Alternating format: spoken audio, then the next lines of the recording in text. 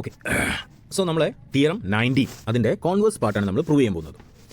ഏത് ഹൈപ്പർ സ്പേസും, നമുക്ക് കയ്യിലൊരു ഹൈപ്പർ സ്പേസ് ഉണ്ടെന്ന് വിചാരിക്കാം. It is the null space of some linear non zero linear functional. അതായത് നിങ്ങൾക്ക് കയ്യിലൊരു ഹൈപ്പർ സ്പേസ് എന്ന് കിട്ടിയെന്ന് വിചാരിക്കാം. നിങ്ങൾ എന്ത് കാണിക്കണം? ഒരു non zero linear functional F നമ്മൾ ഫൈൻഡ് ചെയ്യണം. Non zero linear functional F എന്ന് പറഞ്ഞാൽ എന്താ? വിയിൽ നിന്ന് ഫീൽഡിലേക്കുള്ളൊരു ലീനിയർ ട്രാൻസ്ഫോർമേഷൻ സച്ച് ദാറ്റ് എന്തായിരിക്കണം? ഈ എഫിൻ്റെ നൾ സ്പേസ് എടുത്താൽ നമുക്ക് ആരെ കിട്ടണം? ഈ എന്നിനെ കിട്ടണം. ഇതാണ് നമ്മളെ എയിം, അല്ലെങ്കിൽ ഇതാണ് നമ്മൾ പ്രൂവ് ചെയ്യാൻ പോകുന്ന കാര്യം. ഓക്കെ, സോ ആദ്യത്തെ step, let N B A hyper space. അപ്പോൾ നമ്മൾ ഇത് പ്രൂവ് ചെയ്യാനുള്ളതുകൊണ്ട് എന്നൊരു ഏതെങ്കിലും ഒരു ഹൈപ്പർ സ്പേസ് ആണ് നമ്മൾ എസ്യൂം ചെയ്യുക. എന്നിനെ കുറിച്ച് നമുക്ക് എന്തറിയാം? അതൊരു മാക്സിമൽ പ്രോപ്പർ സബ് സ്പേസ് ആണ് എന്നുള്ളത് അറിയാം. അതുപോലെ തന്നെ ഞാൻ കഴിഞ്ഞ ഹൈപ്പർ സ്പേസിനെ കുറിച്ച് പറഞ്ഞൊരു വീഡിയോ ഉണ്ട്. എന്താണ്? ഏത് ഹൈപ്പർ സ്പേസ് എന്ന് നമ്മൾ കൺസിഡർ ചെയ്യുകയാണെങ്കിലും നിങ്ങളെ വിയിലുള്ള ഏത് ബീറ്റ് എടുത്താലും നമുക്ക് ഈ ഒരു ഫോമിൽ എഴുതാൻ കഴിയും. Gamma plus C alpha. അവിടെ ഗാമ എന്നിലുള്ളതാണ്, സി എഫിലുള്ളതാണ്, ആൽഫ എന്ന് പറഞ്ഞാൽ എന്നിൻ്റെ പുറത്തുള്ള ആളും ആയിരിക്കണം. സോ ഇതൊരു ഹൈപ്പർ സ്പേസ് ആണ് എന്നുള്ളതെന്ന് നമുക്ക് എന്ത് കിട്ടി? There exist alpha not an element such that any beta element of V can be written as എന്ന് പറഞ്ഞിട്ട് ഈക്വേഷൻ എഴുതുക. ഇതാണ് സ്റ്റെപ്പ് 1. സ്റ്റെപ്പ് 2 എന്ന് പറഞ്ഞാൽ നമ്മൾ ഈ ബീറ്റയെ ഇങ്ങനെ എഴുതുന്നതുണ്ടല്ലോ, ഇതൊരു യുണീക്ക് റെപ്രസെൻറ്റേഷൻ ആയിരിക്കും. അതാണ് നമ്മൾ കാണിക്കാൻ പോകുന്നത്. അപ്പോൾ നമ്മൾ ഓൾറെഡി പറഞ്ഞു ബീറ്റയെ നമുക്ക് ഗാമ പ്ലസ് സി ആൽഫ എന്ന് എഴുതാം. ഇനി വേറെ രീതിയിൽ എഴുതാൻ കഴിയും എന്ന് വിചാരിക്കുക. ഇവിടെ ആൽഫ ഫിക്സഡ് ആണ്, ബീറ്റയും നമ്മുടെ കയ്യിലുള്ള ബീറ്റ തന്നെയാണ്. Beta is equal to gamma dash plus C dash into ആൽഫയാണെന്ന് വിചാരിക്കുക.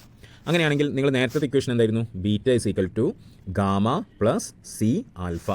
നിങ്ങൾ ഇക്വേഷൻ ഈ രണ്ട് ഇക്വേഷൻ 1ഉം 2 ആയിട്ട് എടുത്തിട്ട് നിങ്ങൾ 1ൽ നിന്ന് 2 മൈനസ് ചെയ്താൽ എന്ത് കിട്ടും? എൽ എച്ച് എസ് 0 ആയി മാറി. ആർ എച്ച് എസ് രണ്ടിൻ്റെ എൽ എച്ച് എസ് ഈക്വൽ ആണ്. അപ്പോൾ നമ്മൾ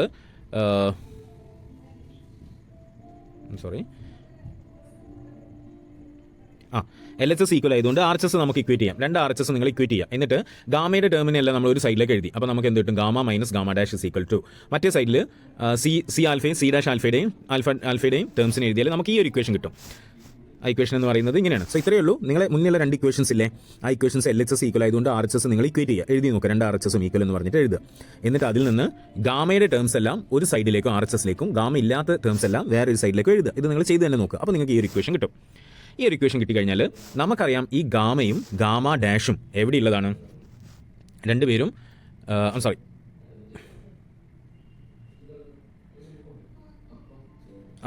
ഗാമയും ഗാമ ഡാഷും എന്നിലുള്ളതാണ്. അപ്പോൾ ഗാമ മൈനസ് ഗാമ ഡാഷും എവിടെയുള്ളതായിരിക്കും? എന്നിലുള്ളത് തന്നെ ആയിരിക്കും.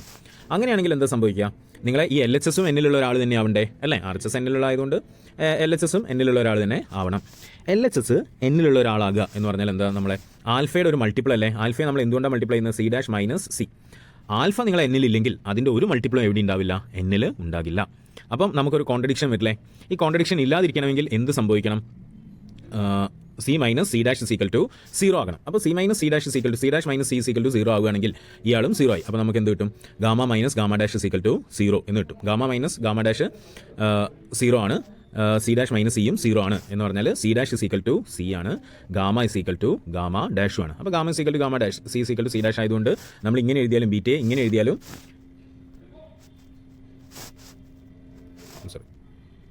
ബീറ്റയെ നിങ്ങൾ ഇങ്ങനെ എഴുതിയാലും സെയിം തന്നെയല്ലേ? അതായത് beta is equal to gamma plus C alpha എന്ന് എഴുതിയാലും beta is equal to gamma dash plus C dash alpha എന്ന് എഴുതിയാലും സെയിം ആണ്. കാരണം ഗാമയും ഗാമ ഡാഷും ഈക്വൽ ആണ്, സിയും സി ഡാഷും ഈക്വൽ ആണ്. സോ അതിൽ നിന്ന് നമുക്ക് ആദ്യം ഹൈപ്പർ സ്പേസ് ആയതുകൊണ്ട് നമുക്ക് ഏത് ബീറ്റയും ഈ രീതിയിൽ എഴുതാം എന്നുള്ളത് കിട്ടി ഈ സ്റ്റെപ്പിൽ. അടുത്ത സ്റ്റെപ്പിൽ നമ്മൾ കാണിച്ചു ബീറ്റ ഈ രീതിയിൽ മാത്രമേ നമുക്ക് എഴുതാൻ കഴിയൂ. വേറെ ഒരു രീതിയിൽ ഇതേപോലെ എഴുതാൻ കഴിയുവാണെങ്കിൽ അതും ഇതും സെയിം ആയിരിക്കും എന്നുള്ളത് കാണിച്ചു. അപ്പോൾ ഈ ഒരു റെപ്രസെൻറ്റേഷൻ എന്താണ്? യുണീക്കാണ്. ഇങ്ങനെ നമുക്ക് ഓരോ ബീറ്റയും ഒരു രീതിയിലേ എഴുതാൻ കഴിയും. ഓക്കെ, അതാണ് നമ്മൾ ഈ സ്റ്റെപ്പിൽ കാണിച്ചത്. ഇനി നമുക്ക് എന്ത് വേണം? നമ്മൾ എയിം എന്തായിരുന്നു?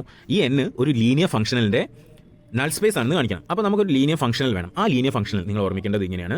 വിയിൽ നിന്നാണ് ലീനിയർ ഫംഗ്ഷനൽ എന്ന് പറഞ്ഞാൽ വിയിൽ നിന്ന് എഫിലേക്കാണ് നമുക്ക് ആ ലീനിയർ ഫംഗ്ഷനിൽ വേണ്ടത് അല്ല? ലീനിയർ ഫംഗ്ഷനൽസ് എല്ലാം ഇങ്ങനെ ഉണ്ടാവുക. അപ്പം വിയിലുള്ള ഏത് ബീറ്റ് എടുക്കുകയാണെങ്കിലും നമ്മൾ ആദ്യം ചെയ്യുക ബീറ്റയെ ഗാമ പ്ലസ് സി ആൽഫ എന്ന് എഴുതും. എന്നിട്ട് ജി ഓഫ് ബീറ്റ, ബീറ്റയുടെ ഇമേജ് എന്ന് പറഞ്ഞാൽ നമ്മൾ ഇങ്ങനെ എഴുതിയാൽ നമുക്ക് കിട്ടുന്ന ഇവിടെയുള്ള സി എന്ന് പറഞ്ഞ സ്കേലാർ ഇല്ലേ, അതാണ് ബീറ്റയുടെ ഇമേജ് എന്ന് നമ്മൾ കൊടുക്കുക. അപ്പോൾ നമ്മൾ വിയിൽ നിന്ന് എഫിലേക്ക് ഒരു ഫംഗ്ഷൻ ഡിഫൈൻ ചെയ്യാണ്. എങ്ങനെ ഡിഫൈൻ ചെയ്യും? For each beta element of V, G of beta is equal to C, beta is equal to gamma plus C ആൽഫ. ബീറ്റയെ നമ്മൾ ആദ്യം ഗാമ പ്ലസ് സി ആൽഫ എന്നുള്ള ഫോമിൽ എഴുതും. എന്നിട്ട് ജി ഓഫ് ബീറ്റ, ബീറ്റയുടെ ഇമേജ് എന്താണ്? അവിടെ വരുന്ന ഈ ഒരു സ്കേലാർ സി ഇല്ലേ, അതാണ് ജി ഓഫ് ബീറ്റ എന്ന് പറയും. അപ്പോൾ ഇതെന്താണ്? ഇതൊരു ലീനിയർ ഫംഗ്ഷനിലാണ്. ഓക്കെ, എന്നിട്ട് നെക്സ്റ്റ് സ്റ്റെപ്പിൽ നിങ്ങൾ എഴുതുക then G is a linear functional. കാരണം ഇതിൻ്റെ ഡൊമൈൻ എന്താണ്? വി ആണ്. ഏത് ബീറ്റയ്ക്കും നമുക്ക് അതിൻ്റെ ഇമേജ് പറയാം. ഇമേജ് എവിടെയാണ് ഉള്ളത്? സി എന്ന് പറഞ്ഞാൽ എവിടെയുള്ളത്? എഫിലാണ്. സോ ഇത് വിയിൽ നിന്ന് എഫിലേക്കുള്ളൊരു ലീനിയർ ട്രാൻസ്ഫോർമേഷൻ ആണ്. അപ്പോൾ നിങ്ങൾ ഇത്രയും എഴുതിയാൽ മതി. This is a linear functional. Then G is a linear functional. ഇനി നമുക്ക് എന്താ വേണ്ടത്? ഈ ജിയുടെ നൾ സ്പേസ് എന്തായിരിക്കണം? ജിയുടെ നൾ സ്പേസ് എന്ന് പറഞ്ഞാൽ നമ്മളെ n ആയിരിക്കണം. ഓക്കെ,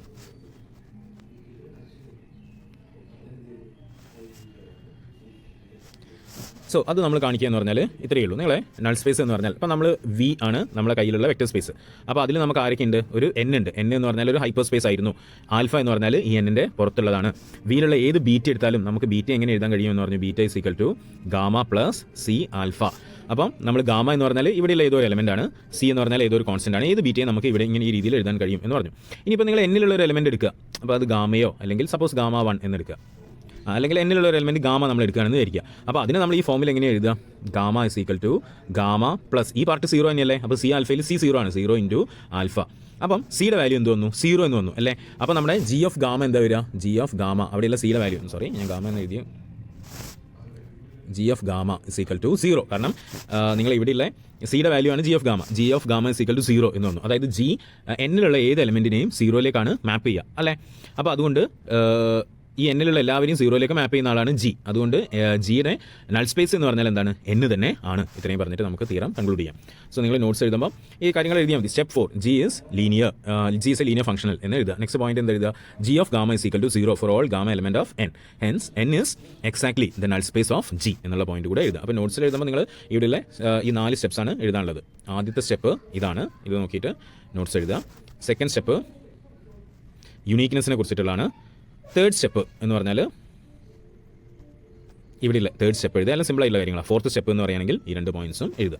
സോ ഇതോടെ നമ്മുടെ തിയറത്തിൻ്റെ കോൺവേഴ്സ് പാർട്ടും നമ്മൾ പ്രൂവ് ചെയ്തു.